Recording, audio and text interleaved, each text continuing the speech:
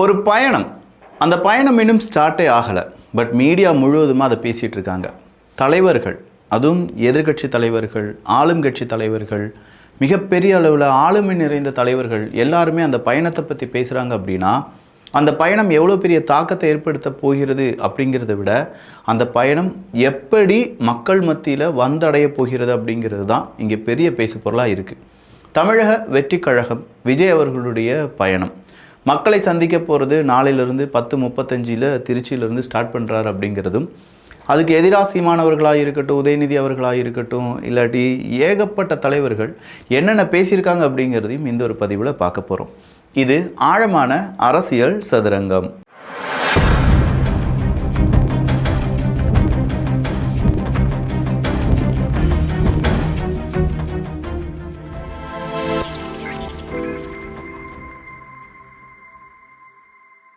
முப்பதுக்கும் அதிகமான பொருட்களுக்கான ஒரு காம்போ 999 ரூபாய்க்கு இருக்குது. அதுக்கான கம்ப்ளீட் டீட்டெயில்ஸ் இந்த வீடியோக்கு எண்டில் இருக்குது. வேணுங்கிறவங்க பார்த்து வாங்கிக்கோங்க. லிமிட்டட் ஸ்டாக் தான். ஒரு தலைவன் அப்படின்னு சொல்லும்போது கண்டிப்பாக அந்த தலைவனுக்கு பின்னாடி தொண்டர்கள் இல்லாட்டி அந்த தலைவனை கொண்டாடக்கூடிய ஒரு கூட்டம் அப்படிங்கிறது இருக்கும். பட் அந்த கூட்டம் வெறும் சினிமா கூட்டமாக மட்டும் இருக்கக்கூடாது. அது ஒரு சிந்தனை கூட்டமாக இருக்கணும். அது ஒரு கொள்கை கூட்டமாக இருக்க வேண்டும்.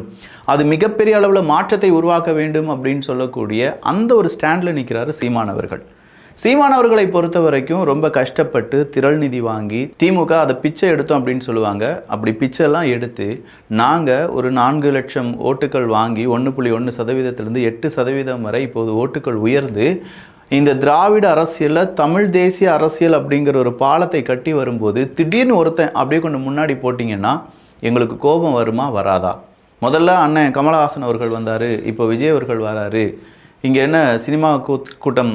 அவர் வந்து சிங்கம் கிடையாது. அவர் வந்து கர்ஜிக்கிற சிங்கமோ வேட்டையாடக்கூடிய சிங்கமோ கிடையாது. வேடிக்கை காண்பிக்கக்கூடிய ஒரு சிங்கம் அப்படின்னு சொல்லி விஜய் அவர்களை ரொம்ப பெரிய அளவில் கலாய்க்க ஆரம்பிச்சிட்டார். ஒரு கட்டத்துக்கு மேலே கலாய்ச்சிட்டு இருந்தவர் ரொம்ப பெரிய அளவில் கோபப்பட ஆரம்பிச்சிட்டார். அது என்ன சனிக்கிழமை மட்டும்தான் பார்ப்பாங்களா? மக்களை பார்த்து பேசுவாங்களா?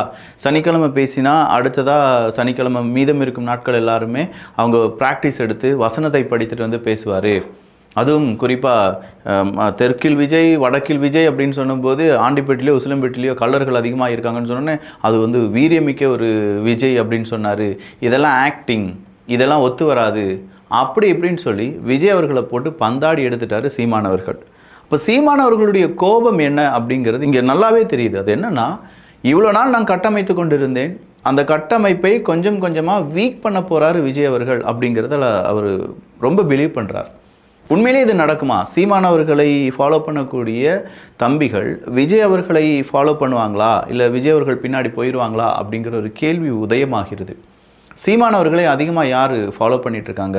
நல்ல யங்ஸ்டர்ஸ், பெருவாரியான யங்ஸ்டர்ஸ் தான் சீமானவர்களை ஃபாலோ பண்ணிகிட்ருக்காங்க. பட் அந்த யங்ஸ்டர்ஸ் சினிமா அப்படின்னு சொல்லி வரும்போது அவங்க விஜய் ஃபாலோவர்ஸ் இருப்பாங்க, அஜித் ஃபாலோவர்ஸ் இருப்பாங்க. கொள்கை அப்படின்னு சொல்லி இருக்கக்கூடிய நபர்கள் எல்லாரும் சீமான் பக்கம் இருக்கும்போது இல்லை மாற்றம் அப்படின்னு சொல்லியும் இவங்கெல்லாம் மாற்றமே கிடையாது, சீமானவர்களும் இருக்கார், ஆனால் அவர் பெரிய அளவில் அவர் பேசுகிறது 1க்கு 2 முறை மாறுபடுகிறது அப்படின்னு சொல்கிறவங்க எல்லாத்தையுமே அங்கே எந்த ஒரு புள்ளியில் வந்து இணைகிறாங்க அப்படின்னு பார்த்தீங்கன்னா விஜய் அப்படிங்கிற ஒரு புள்ளியில் வந்து இணைகிறாங்க. அது மட்டும் இல்லாமல் விஜய் அவர்கள் கூட்டி வைத்திருக்கக்கூடிய கூட்டம் வெறும் ஒரு சினிமாத்தனமான கூட்டம் அப்படின்னு சொல்லக்கூடிய நபர்கள் இருக்காங்கள்ல. நேபாளத்தில் நடந்த ஒரு இன்சிடெண்ட்டை நீங்கள் இங்கே நினைவு கூறுங்கள். சோஷியல் மீடியா பேன் செய்யப்படுகிறது அப்படிங்கிறதுக்கு எதிராக ஒரு போராட்டம். அதை யார் வழி நடத்துகிறாங்க அப்படின்னு பார்த்தா ஜென்இசட் அப்படின்னு சொல்லுவோம்ல, அவங்க தான். அவங்களுடைய போராட்டம் ஜஸ்ட் சோஷியல் மீடியா 26 சோஷியல் மீடியாவை பேன் பண்ணுறாங்க அப்படிங்கிறதோடைய மட்டும் இல்லாமல் எங்களுடைய உரிமை பறிக்கப்படுகிறது, எங்களுக்கான உரிமைகள் எதுவும் எங்களுக்கு கிடைக்கவில்லை அப்படிங்கிறதும் சேர்ந்து தான். ஆனால் இதில் ரொம்ப பெரிய அளவில் அங்கே தீப்பிழம்பாக மாறியது என்ன அப்படின்னா சோஷியல் மீடியா பேன் அப்படிங்கிறது. அப்போ கண்மூடித்தனமாக ஜென்இசட் நடத்தக்கூடிய ஒரு போராட்டம் கலவரமாக மாறி அங்கே இருக்கக்கூடிய பிரைம் மினிஸ்டர், ஜனாதிபதி இப்படின்னு சொல்லி எல்லாருமே கூண்டோடி ராஜினாமா செய்து நேபாள அரசியல்லையே பெரிய ஒரு மாற்றத்தை உருவாக்குன ஒரு போராட்டமாக ஜென்இசட் போராட்டம் அப்படிங்கிறது இருந்துச்சு. அப்போ இந்த ஜென்இசட் நினச்சா என்ன வேணாலும் செய்வாங்க அப்படிங்கிறதற்கு சீமானவர்கள் ஒரு விஷயத்தை புரிந்து கொள்ள வேண்டும். இப்போது விஜய் அவர்களை தாக்க ஆரம்பித்திருக்கக்கூடிய நாம் தமிழர் கட்சி, சாட்டை துரைமுருகன் அவர்களாக இருக்கட்டும், இடும்பவனம் கார்த்திகா இருக்கட்டும், அபுபக்கராக இருக்கட்டும், சீமானவர்களாக இருக்கட்டும், இன்னும் நிறைய பேர் இருக்காங்க.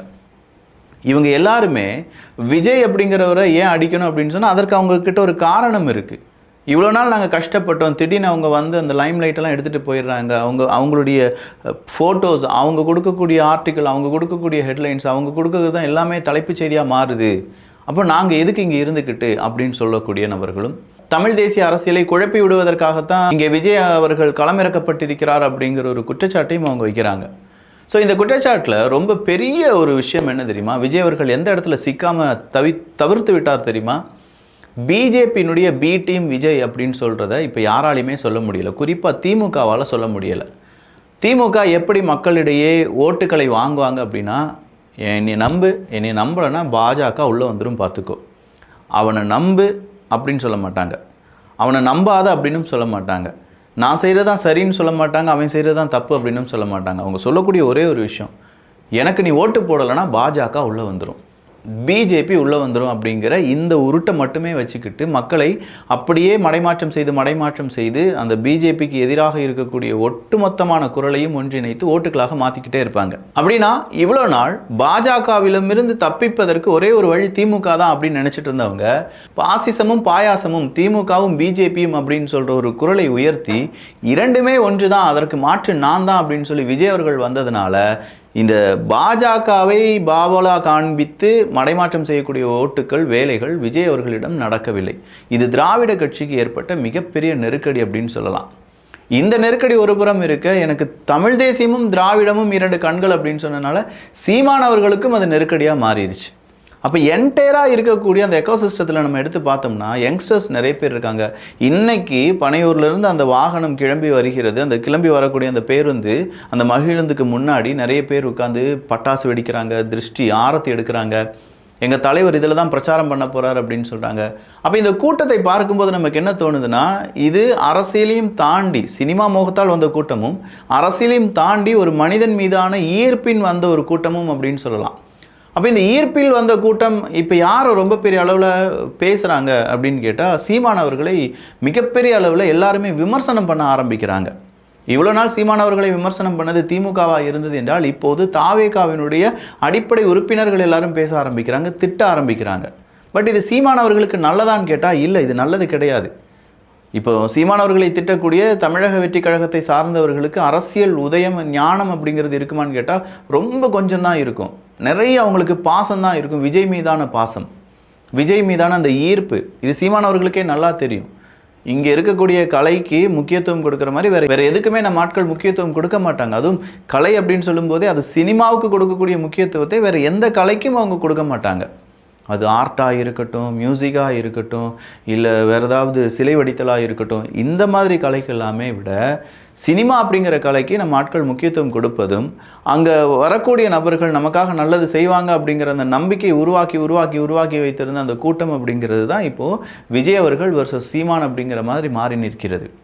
இப்போ விஜய் அவர்கள் சீமான் அவர்களை பற்றி பேசவே இல்லையே விக்கி அப்படின்னு நீங்கள் கேட்கலாம். எஸ், பேசவே மாட்டார். காரணம் இருக்குது. தேவையில்லாமல் இந்த பிரச்சனையில் ஒரு நபரை பேசி இன்னொரு நபர் பெரிதாகுவது அப்படின்னு ஒன்று இருக்குது. இப்போது விஜய் அவர்களை பற்றி சீமான் அவர்கள் பேசிக்கிட்டே இருக்காருன்னா கண்டிப்பாக விஜய் அவர்களுக்கான அந்த லைம்லைட் சீமான் அவர்களால் கம்மியாகுதான்னு கேட்டால் எஸ், கம்மியாகுது. ஆனால் அதே நேரத்தில் சீமான் அவர்களை பற்றி விஜய் அவர்கள் பேச ஆரம்பிச்சிட்டாங்கன்னா சீமான் அவர்களுடைய லைம்லைட் கம்மியாகாது, அதிகமாகும். ஏன்னா விஜய் அவர்கள் பேசும்போது அந்த பவர் அப்படிங்கிறது ரொம்ப கூடுதலாக இருக்கும். மீடியா பவர்னு ஒன்று இருக்குல்ல, இந்த யங்ஸ்டர்ஸ் பவர்ஸ்னு ஒன்று இருக்குல்ல. அப்போ இதில் விஜய் அவர்கள் சனிக்கிழமை மட்டும் அவருடைய பிரச்சாரத்தை தொடர்ந்து இருக்கிறார் அப்படின்னு சொல்லும்போது அவங்களுடைய வியூகத்தை பாருங்களேன். சனிக்கிழமை இப்போது நம்ம ஒரு எபிசோட் பார்க்குறோன்னு வச்சுக்கோங்களேன், புதன்கிழமை மட்டும் நம்ம வீடியோ இதில் வரும் அப்படின்னா ஒவ்வொரு புதன்கிழமையும் நம்முடைய சப்ஸ்கிரைபர்ஸ் வெயிட் பண்ணிட்டு இருப்பாங்க.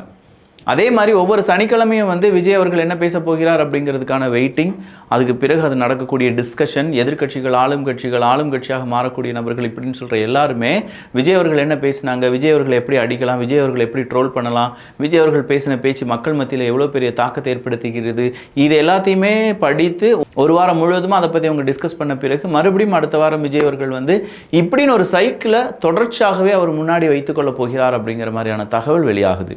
ஏன்னா ஒரு மாஸ் ஃபிகராக இருக்கக்கூடிய ஒரு நபர் அடிக்கடி பேசி அவரை தன்னைத்தானே டிம் பண்ணுறதை விட அளவாக பேசி இன்னும் கொஞ்சம் பிரைட்னஸ் ஆக்கிக்கிறது அப்படிங்கிறதெல்லாம் வேர்ல்டு லெவலில் இருக்கக்கூடிய ஒரு பாலிசி தான், ஒரு ஸ்ட்ராட்டஜி. அந்த ஸ்ட்ராட்டஜியை இப்போ விஜய் அவர்கள் கண்டிப்பாக தமிழ்நாட்டில் காண்பிக்க போகிறார். அவருக்கு கொடுக்கப்பட்ட தடைகள் அப்படிங்கிறது 1000 அப்படின்னு சொல்கிறாங்க. நாளைக்கு 10:35 பேசக்கூடிய விஜய் அவர்கள் என்ன பேச போகிறார், எவ்வளவு நேரம் பேச போகிறார், அதை பொறுத்து தமிழக வெற்றி கழகத்தினுடைய எதிர்காலத்தை நம்ம தீர்மானிக்கலாம். மக்களை பார்க்கும்போது நம்ம சொல்லக்கூடிய ஒரே ஒரு விஷயம், ஒரு தலைவனை பார்த்து ஓட்டு போடாத, தலைவனுடைய கொள்கையை பார்த்து ஓட்டு போடு அப்படிங்கிறது தான். ஆனால் விஜய் அவர்கள் சொன்னது என்னுடைய முகம்தான் எல்லாம், என்னுடைய முகத்தை பார்த்து ஓட்டு போடுங்கள் அப்படின்னு சொல்லி. சீமான் அவர்கள் சொல்வது என்னுடைய கொள்கையை பார்த்து ஓட்டு போடுங்க அப்படின்னு சொல்லி. அப்போ இந்த 2 பேரும் பேசுறதுல அதில் நிறைய முரண்பாடுகள் இருக்குது. ஆனால் அந்த முரண்பாட்டையும் தாண்டி ஈர்ப்பு அப்படிங்கிறத ஒரு விஷயம், அந்த ஈர்ப்புங்கிறத வச்சு யார் ஜெயிக்க போகிறாங்க, யார் தோக்க போகிறாங்க, யார் இதில் முன்னேற போகிறார்கள், யார் இதில் பின்னடைவு சந்திக்க போகிறார்கள் அப்படிங்கிறதெல்லாம் பொறுத்திருந்து பார்க்கலாம். விஜய் அவர்கள் இன்னும் அரசியல் அவருடைய பேச்சையே ஆரம்பிக்கல. அதுக்கு முன்னாடி இவ்வளோ ஹாட் நியூஸாக இருக்கே, நாளைக்கு எல்லா சேனல்லையும் அதான் லைவாக ஓட போகுது. அப்படி லைவாக ஓடின பிறகு ட்ரோலு என்ன செய்யலாம் அப்படின்னு சொல்லக்கூடிய கட்சிகள் எல்லாரும் அதை வச்சு ட்ரோல் செய்வாங்க. விமர்சனம் செய்யக்கூடிய நபர்கள், டிபேட் நடத்தக்கூடிய சேனல்ஸ் எல்லாமே டிபேட் நடத்த போகிறாங்க. யாருமே அதுலேருந்து விலக்கு கிடையாது. எல்லா சேனலும் அதை செய்ய போகுது. சன் நியூஸாக இருக்கட்டும், நியூஸ் தமிழ் 24/7 இருக்கட்டும். இன்றைக்கி கூட பாருங்களேன், விஜய் அவர்கள் எனக்கு கார் வாங்கி தரலன்னு சொல்லி ஒரு நியூஸ் மீடியா பரப்புரை செய்கிறாங்க. அந்த நிருபரை கூப்பிட்டு அந்த கார் கிடைக்க வேண்டிய நபர் போட்டு திட்டுறாரு. எனக்கு எல்லாமே சைன் பண்ணி கொடுத்துட்டாங்கய்யா, கார்லாம் ரெடி ஆயிடுச்சு, என்கிட்ட கேட்காம என் புகைப்படத்தையும் என் ஆடியோவையும் ஏன்யா போட்ட அப்படின்னு சொல்லி சும்மா நாக்க பிடுங்காத மாதிரி பிடுங்குற மாதிரி கேட்டுட்ருக்காங்க. இதெல்லாம் ஒரு மீடியாவினுடைய வேலையா? இதுக்கு பேர் எச்சத்தனம் அப்படின்னு சொல்கிறாத விஜய் சேதுபதி சொல்லியிருக்கார். நயனா நாகேந்திரன் அவர்கள் ஒரு படி மேலே உங்கள் குடும்ப தொழில் ஏதாவது செஞ்சுட்டு போயிருங்க அப்படின்னு சொல்லி சில ஊடகங்களை பார்த்தும் சொல்லியிருக்கிறார். ஸோ பார்க்கலாம் அடுத்தா என்ன நடக்க போகுது அப்படின்னு சொல்லி. நல்லதை பகிர்ந்து நல்ல சமுதாயத்தை உருவாக்குவோம். நன்றி, வணக்கம். 30 பொருள் அப்படின்னு சொன்னேன். அதில் முதல் பொருள் என்ன தெரியுமா? 24K கோல்டு லவ் அப்படிங்கிற இந்த ரோஸ் வேறு லெவலில் இருக்குங்க. நம்ம விற்கிறதே ஒரு 99 ரூபாய்க்கு மேலே விற்றுட்ருக்கோம். வெளி வெப்சைட்ஸ்லாம் நிறைய வேலை. கிஃப்ட் கொடுக்கறதுக்கெலாம் சூப்பரான ஒரு ஆப்ஷன் இது ஒன்று. இது இல்லாமல் ஒரு நெயில் கட்டர், ஒரு ப்ளக்கர் அப்படின்னு சொல்லி 4க்கும் அதிகமான டூல்ஸை உள்ளடக்கிய ஒரு குட்டி டூல் பாக்ஸ். அடுத்ததாக 12 கலர் பெல்லட் வித் ஒரு ப்ரஷ், வேறு லெவல் குவாலிட்டியாக இருக்கும். இது இல்லாமல் இந்த கூலி படத்தில் ரொம்பவே ஃபேமஸாக இருந்துச்சு பார்த்தீங்களா அனௌன்ஸ் பண்ணுறது, இது சூப்பராக இருக்குது. இதில் ரெக்கார்ட் பண்ணலாம், நம்ம அனௌன்ஸ் பண்ணலாம். இப்போது நான் ரெக்கார்ட் பண்ணிகிட்ருக்கேன், திருப்பி ப்ளே பண்ண முடியுமா?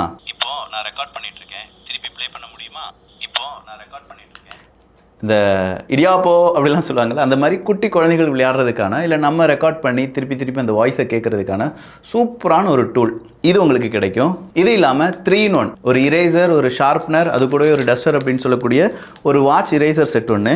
வேறு level watch with projector, 24 type project பண்ணக்கூடிய இந்த ஹை குவாலிட்டி ப்ரொஜெக்டர் வாட்ச் ஒன்று.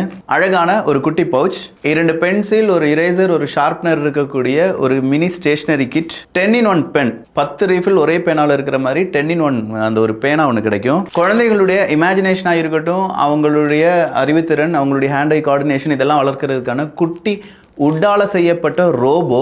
அடுத்ததா 4 டிசைன் ஸ்ட்ராஸ் அப்படிங்கிறது, இந்த 4மே கிடைக்கும், ஒன்று கிடையாது 4மே கிடைக்கும். இது இல்லாமல் ஒரு டார்ச் பென், ஒரு mini shoe sharpener, 2 white board marker, ஒரு ஹைலைட்டர், குட்டியாக இருக்கக்கூடிய அழகான கியூட் இரேசர், அன்லிமிட்டெட் பென்சில், அது கூடவே உள்ளக்கு இரேசர் இருக்குது. இந்த ஒரு பென்சில் இரேசர் கிடைக்கும். மெட்டல் கார் ஒன்று கிடைக்கும். இதெல்லாம் கொண்டு போகிறதுக்கான கேரி பேக் ஒன்று கிடைக்கும். இது ரீயூசபிள் தான். அடுத்ததாக வேறு லெவல் பக் கேம் கிடைக்கும். இந்த பக் கேமுக்கே ஒரு 300-400 ரூபா வெளியில் போட்டுருவாங்கன்னு வச்சுக்கோங்களேன். இது எல்லாம் சேர்த்து தான் 999 ரூபா. வேணுங்கிறவங்க வாங்கிக்கோங்க.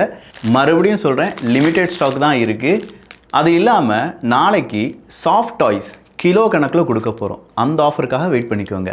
இதுக்கான லிங்க் கீழே டெஸ்கிரிப்ஷனில் இருக்குது, சீக்கிரமாக போய் வாங்கிக்கோங்க.